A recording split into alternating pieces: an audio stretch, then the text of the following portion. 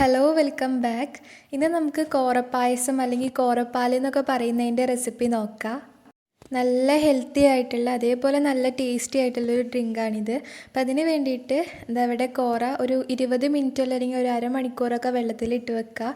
ഇതിനെ റാഗി എന്നും പറയലുണ്ട് ചില ഭാഗത്ത്. ഞങ്ങളുടെ ഇവിടെ കോറ എന്നാണ് പറയൽ. നമ്മളധികം കുട്ടികൾക്കൊക്കെ വിരകി കൊടുക്കാൻ വേണ്ടിയിട്ടാണ് ഇത് എടുക്കൽ. പക്ഷേ ഇതുകൊണ്ട് അടിപൊളി ടേസ്റ്റിലൊരു ഡ്രിങ്കും കൂടി ഉണ്ടാക്കുക.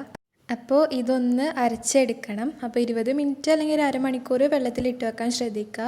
അതിനുശേഷം നമുക്ക് ഇതൊന്ന് അരച്ചെടുക്കണം. അപ്പോൾ ഒരു മിക്സിൻ്റെ ജാറിലേക്ക് ഇട്ട് കൊടുക്കുക. പിന്നെ ഇതിലേക്ക് കുറച്ച് തേങ്ങ കൂടി ചേർത്ത് കൊടുക്കുകയാണ്. ഒരു 2 പിടി തേങ്ങ അല്ലെങ്കിൽ ഒരു അരക്കപ്പ് തേങ്ങയ്ക്കാണ് ഇപ്പോൾ എടുത്തിട്ടുള്ളത്. അപ്പോൾ അതും കൂടിയും ചേർത്ത് കൊടുക്കുകയാണ്. അപ്പോൾ ആദ്യം നമ്മൾ കോറ എത്രയാണോ എടുക്കണത് അതിനനുസരിച്ചിട്ട് തേങ്ങയുടെ അളവൊക്കെ എടുക്കുക. തേങ്ങ എത്ര ചേർത്താലും നല്ലത് തന്നെയാണ്. ഇനി ഇത് അരയാൻ വേണ്ടിയിട്ട് കുറച്ച് വെള്ളം കൂടി ചേർത്തിട്ട് നമുക്കിത് അരച്ചെടുക്കാം. അതിപ്പോൾ ഓരോ മിക്സിയിലും ഒരേപോലെ ആയിരിക്കുമല്ലോ, അപ്പോൾ അത് അരച്ചെടുക്കാം. ഇപ്പോൾ ഇതവിടെ അരച്ചെടുത്തിട്ടുണ്ട്. ഇനി നമുക്കിത് അരിച്ചെടുക്കണം. അപ്പോൾ കുറച്ച് വെള്ളമൊക്കെ ചേർത്തിട്ട് നമുക്കിത് അരിച്ചെടുക്കാം. ഇതേപോലെ ഒരു അരിപ്പ വെച്ചിട്ട് അതിലേക്ക് ഒഴിച്ചു കൊടുക്കുന്നുണ്ട്.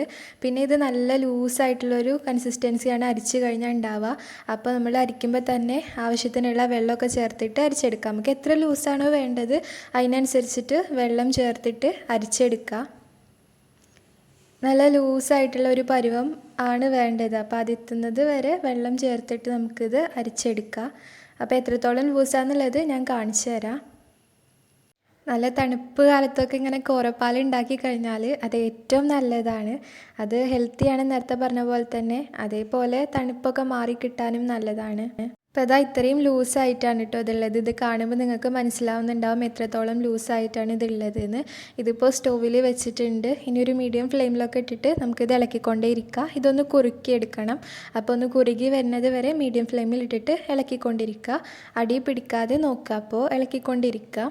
ഇപ്പോൾ ഈ ഒരു ലൂസിലാണുള്ളത്. ഇനി ഇത് കുറുകി വരട്ടെ. അപ്പോൾ അതുവരെ നമുക്ക് ഇളക്കി കൊടുക്കാം. കോറ കാൽസ്യം റിച്ച് ആണെന്നാണ് പറയൽ. അപ്പോൾ ഈ കാൽമുട്ട് വേദന ഉള്ളവർക്കും അതേപോലെ എല്ലിനൊക്കെ ഉള്ള പ്രശ്നങ്ങൾക്കൊക്കെ നല്ലതാണ് ഈ കോറ എന്ന് പറയുന്നത്. അതതിൻ്റെ ഹെൽത്തി ആയിട്ടുള്ള വേറൊരു വശമാണ്. ഇപ്പോൾ അതൊന്നും നോക്കിയിട്ടല്ലല്ലോ, നമ്മൾ ടേസ്റ്റ് നോക്കിയിട്ടല്ലേ ഉണ്ടാക്കൽ. അപ്പോൾ ടേസ്റ്റ് വൈസ് നോക്കുകയാണെങ്കിലും നല്ല അടിപൊളി ഒരു ഡ്രിങ്കാണ്. അപ്പോൾ അതായത് ഇവിടെ കുറുകി വന്നിട്ടുണ്ട്. അപ്പോൾ നിങ്ങൾക്ക് കാണുമ്പോൾ മനസ്സിലാവുന്നുണ്ടാവും നേരത്തെ ലൂസൊക്കെ മാറിയിട്ട് ഇപ്പോൾ ഒന്ന് കുറുകി വന്നിട്ടുണ്ട്. നമുക്കിത് ഇളക്കി കൊടുക്കാം. ഞങ്ങളിത് ഇവിടെ ഇടയ്ക്കിടയ്ക്ക് ഉണ്ടാക്കുന്ന ഒന്നാണ്. അപ്പോൾ ഒരു വൈകുന്നേര സമയത്തൊക്കെയാണ് അധികം ഉണ്ടാക്കൽ. ഒരു 7 മണിയൊക്കെ ആകുമ്പോൾ ചൂടോടെ കുടിക്കും. അപ്പോൾ ഇതിലേക്ക് ശർക്കര പാനി ചേർത്ത് കൊടുക്കുകയാണ്. കുറച്ച് ശർക്കര, നമ്മുടെ മധുരത്തിന് ആവശ്യമായിട്ടുള്ള ശർക്കര കുറച്ച് വെള്ളം ചേർത്ത് ഉരുക്കിയെടുത്തതാണ്. അപ്പോൾ മധുരത്തിനനുസരിച്ചിട്ട് ശർക്കരയുടെ അളവൊക്കെ തീരുമാനിക്കുക. അത് ചേർത്ത് മിക്സ് ചെയ്തെടുക്കുമ്പോൾ അതിൻ്റെ കളറൊക്കെ ഒന്ന് മാറി വരും. ഇത് നന്നായിട്ടൊന്ന് മിക്സ് ചെയ്തെടുക്കുക. ഇതൊന്ന് തിളച്ച് വരട്ടെ. അപ്പോൾ അതുവരെ നമുക്കിങ്ങനെ മിക്സ് ചെയ്തുകൊണ്ടിരിക്കുക. നമ്മളിപ്പോൾ കുട്ടികൾക്കൊക്കെ വിരകണ പോലെ അങ്ങനെ തിക്കായി വിരകി കഴിക്കുന്നതിനേക്കാളും ഇങ്ങനെ ഇപ്പോൾ ഒരു ലൂസായിട്ട് ഒരു പായസം പോലെയൊക്കെ ഉണ്ടാക്കുകയാണെങ്കിൽ അത് നല്ല ടേസ്റ്റി ആയിരിക്കും. നമുക്ക് ചൂടോടെ കഴിക്കാനൊക്കെ നല്ല ടേസ്റ്റി ആയിരിക്കും. എനിക്കൊക്കെ ചെറുപ്പം മുതലേ കോറ നല്ല ഇഷ്ടമാണ്. എന്നാൽ അതേസമയം ഇഷ്ടമില്ലാത്തവരും ഞാൻ കണ്ടിട്ടുണ്ട്. ഇപ്പോൾ ഫ്രണ്ട്സിൻ്റെ ഇടയിലൊക്കെ ഞാൻ കുറേ കണ്ടിട്ടുണ്ട്. അങ്ങനെ ഇഷ്ടമില്ലാത്തവർ ഈ രീതിയിലൊന്ന് ഉണ്ടാക്കി നോക്കും, ഒന്ന് ട്രൈ ചെയ്യാമല്ലോ. അപ്പോൾ ഇത് ഇവിടെ തിളച്ച് വന്നിട്ടുണ്ട്. തിളച്ച് വന്നപ്പോൾ ഇതിലേക്ക് 1 ഗ്ലാസ് പാൽ ഒഴിച്ചു കൊടുത്തിട്ടുണ്ട്.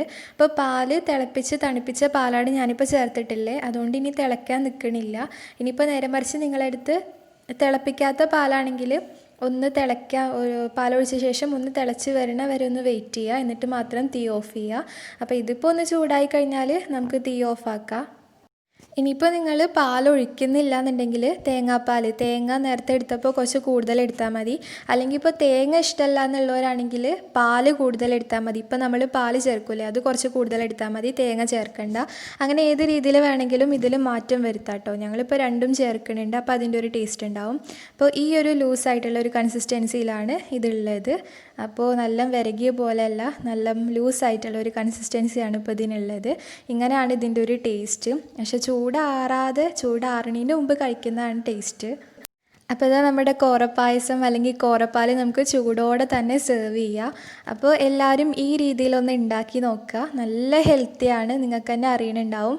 അപ്പോൾ എല്ലാവരും ഉണ്ടാക്കി നോക്കിയിട്ട് കമൻസൊക്കെ അറിയിക്കുക. വീഡിയോ ഇഷ്ടപ്പെട്ടെങ്കിൽ ലൈക്ക് ചെയ്യുക, ഷെയർ ചെയ്യുക, ചാനൽ സബ്സ്ക്രൈബ് ചെയ്യുക, തൊട്ടടുത്തുള്ള ബെൽ ബട്ടൺ കൂടി ക്ലിക്ക് ചെയ്യുക. അപ്പോൾ അടുത്ത വീഡിയോ ആയി കാണാം ഇൻഷാ അല്ലാ. Thank you.